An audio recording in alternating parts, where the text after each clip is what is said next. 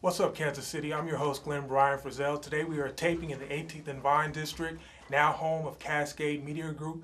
Today's special guest is running unopposed in Sub-District 6 of the Kansas City, Missouri Public School Board candidacy.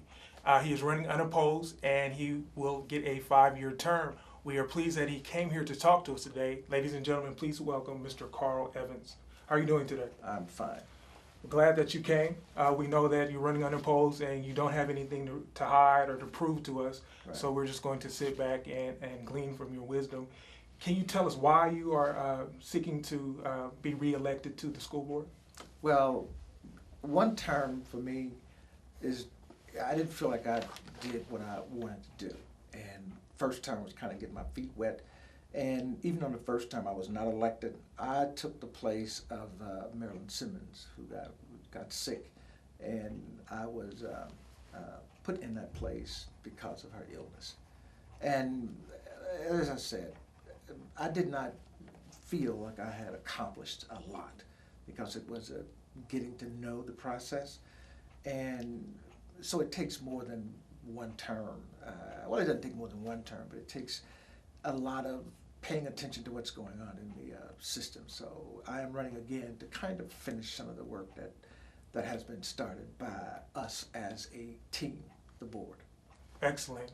And you did grow up here in Kansas City, am I correct, Well, Mr. Evans? not quite. I was born in Arkansas, raised in southeast Missouri, and I've been in Kansas City since 1962, so that would be like 52 years. Southeast Missouri, Mm-hmm. and you've been in Kansas City for 52 years. That's Right. that's quite some time. It is. Did you go to college? Yeah, sure. I went to UMKC. Well, I actually started at Penn Valley, where I took 2 courses, one in math and one in Black History. I took that Black History course from Mr. Beasley. And I thought it was rather hard, the college was, so I decided to drop the hardest course, which was math, which was a mistake, because after I dropped that course, I found out that Mr. Beasley's course was far more difficult than math. So that's where I started. And then after that, I earned my 3 units and I enrolled at UMKC. Well, after high school, I was drafted into the military, where I spent a tour of duty in Europe and a tour of duty in Vietnam. As returning home from the war, I enlisted at UMKC, where I received a bachelor's degree, master's, and a specialist degree in secondary administration. How were you able to work and put yourself through school? Was there a GI Bill? Were there grants, funds? Yeah, available for you? back then, college was not that expensive. Well, it was, but it wasn't expensive, of course, as it is now. And working a job, part-time or full-time, was not really, mind-boggling. It was like washing dishes or busboy. So that was kind of easy because you got free food when you did that. So the work was not hard. It was long hours, but it wasn't hard to a point where I couldn't do both. I'm picturing Simon Haley right now. I don't want to age you. Mhm. I should mention that you graduated from Lincoln, Mr. Evans. Where did you work after you came back from the military and worked your way through school? Well, I worked at, one of the jobs I really remember was Hallmark. And I worked at, it was a Mancuso's Gondola restaurant. And I worked at a shipping company, and I worked at a train company, freight company. And what I thought about the reason I mentioned Hallmark is because I had returned from the military, and I was looking for a good job. And when I applied at Hallmark, they gave me a broom, which was kind of insulting, and that was one of the reasons why I decided that sweeping the floor was not something I wanted to do. I didn't mind because it was a supplemental income with the GI Bill, so it wasn't a difficult process. It was just long hours, and I consider that as hard work compared to what I did when I was growing up. So that's how that ended up. Very interesting. And I take it you're involved in community and civic activities. If so, can you tell us what they are? Yeah, I am involved in Black Agenda. I am a member of Freedom Incorporated. I am involved with the NAACP. I am a member of the Oak Park Home Association on that board. And at Black Agenda, I am the co-chair along with Rosa James, and I am at NAACP, the co-chair of the Education Committee. So I am community active. Mr. Evans, let's spend the next 5 minutes talking about your vision for the Kansas City, Missouri Public School. State officials have withheld provisional accreditation from the school district in spite of improved academic performances. Mr. Evans, what will the school board do to help the school district regain its accreditation status? Well, that's a very good question. One of the things that a lot of people don't quite get, and that is the responsibility of a board. A board, again, has one job, one employee, rather, that is the superintendent. Our main focus is to give the superintendent the resources that he or she needs in order to execute the responsibilities of the district. And what we're not supposed to do is to drive in his lane, because once we do that, we start micromanaging him, and that would not be a profitable or a situation where we could move the district forward. We have to maintain a monitoring of him or her, and he does the execution of the responsibility of the district. We monitor him and give him the resources. Monitoring and giving resources. There have been several possible rescue our district solutions presented to the public. What solution is most feasible in moving forward? Real quick, the CEE trust plan, the superintendent plan. I don't want to mention all of them because if I leave one out. Right, understood. But we know that there is a solution. We hope so. Right. Well, the C-Trust plan, to me, that's not a viable option. We don't mind listening to what they have to say, but the best plan is the one that's designed for us, by us, with input from other resources, other plans, so to speak. To say that someone from the outside can solve our problems, help, yes, but to actually solve our problem, we need to pull the community together and say, let's do this, because we have had some issues relative to past experiences that we don't want to repeat. But I think we can fix the district. We just have to bring in the outside sources. When I say outside, I mean like parents, community, business, religious groups, and sit around the table and work this thing out. And I think we can do that. Mr. Evans, is what's best for our children getting lost in all the turmoil and controversy that is reported? Absolutely not. In spite of what's going on around us, as a board and as the administration, we are focused on what it is that we're supposed to do.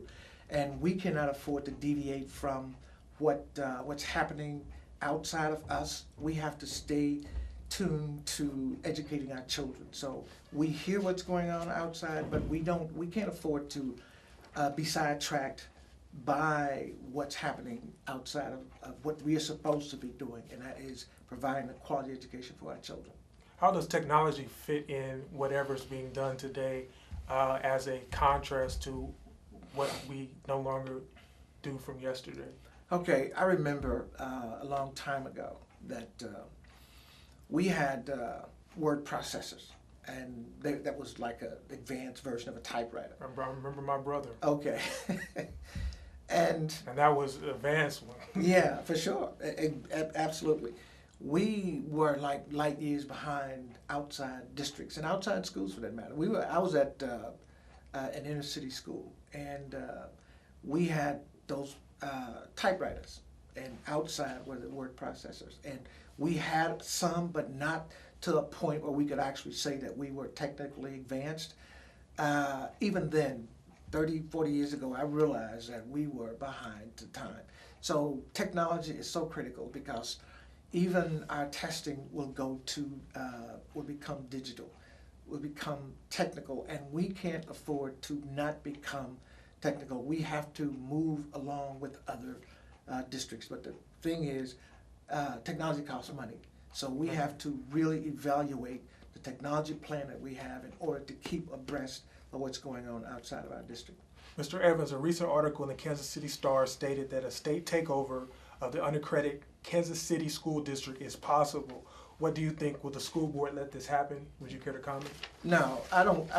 Well, we can't stop legislatures from legislating. If they want to attempt to take over our school district, there's nothing that we won't do to prevent that from happening. I mean, we have to go to Jefferson City. We have to rally our community, rally our neighborhoods around us keeping our kids here in our system, as opposed to letting them go outside of our district. So we will do whatever it takes to make sure that we educate our children. News reports show that parents and community activists are talking back. How important is it for school board members to be able to talk and work with the members of the Kansas City community? Okay, that's an excellent question. That's something that comes up almost at every board meeting and in our committee reports too. We need to figure out a way to talk to our constituents.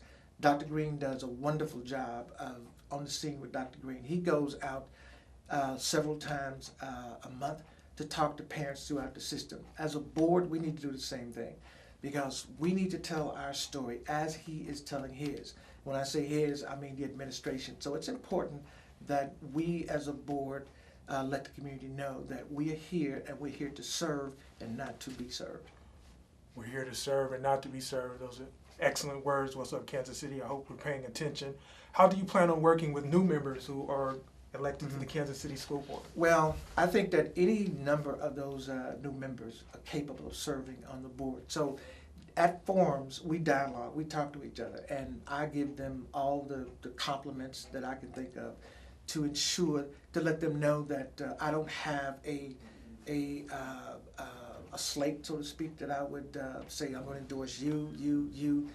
We support them by continuing to talk, and we are a friendly group. So that support will come from me as a sitting board member. Even though I don't have an opponent, it still means that I can't afford not to embrace our new members.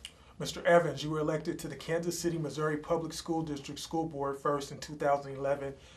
This is the last question, and I'm going to open final words, open the floor to you. Can you assess your first tenure and tell us about the challenges and successes that you have faced? Well, the challenges that I see that needs to be done, we need to figure out a better way to communicate with our parents and our constituents. We also need to understand the responsibility of a board. And again, it is not what a lot of people think it is. A board is there to make sure that the policy is in place, the superintendent is hired, and that superintendent is given the resources that's necessary. I consider my success as being part of that process because I know what it's like to be an educator where someone comes in unannounced and start telling you what to do who's not your boss. Someone from a board has actually made me feel uncomfortable by showing up and not asking for permission. So I don't have time to prepare. Not that I expect to be prepared every time someone comes in. I get that. But I think my success is simply contributing to the role of the superintendent and staying in the lane that I was given. Mr. Carl Evans, I'd like to give you the chance to address our viewers. Any final words? Well, what I want to make sure is that the community understand what it is that we're doing, and we need the support of the community very badly. Now, I understand that there are times when the community may feel like they're not welcome in our schools, but you have to be persistent and you have to be consistent when it comes to wanting to come to our schools. We have basically an open door policy, and if you happen to go into a situation where you don't feel comfortable, all you have to do is touch bases with a board member or touch bases. I would say first and foremost that you touch bases with a superintendent. And I think that with the work that Dr. Green is doing, with the work that the board has been doing, I feel confident that we will be able to achieve the goals that we set out, not just for ourselves, but set out for the city and set out for the community.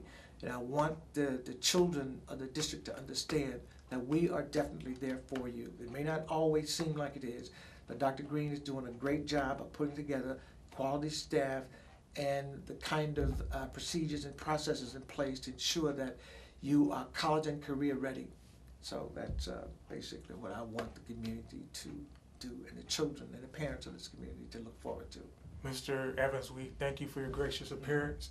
We do want to encourage our viewers to vote in the April 8th election. Sure. Mr. Evans, again, is running unopposed in the Sub-District 6. You can check out more Kansas City, Missouri Public School Board candidate interviews on What's Up Kansas City, www.whatsupkansascity.net. I'm your host, Glenn Bryan Frizzell.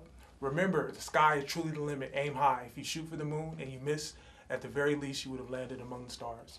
Till next.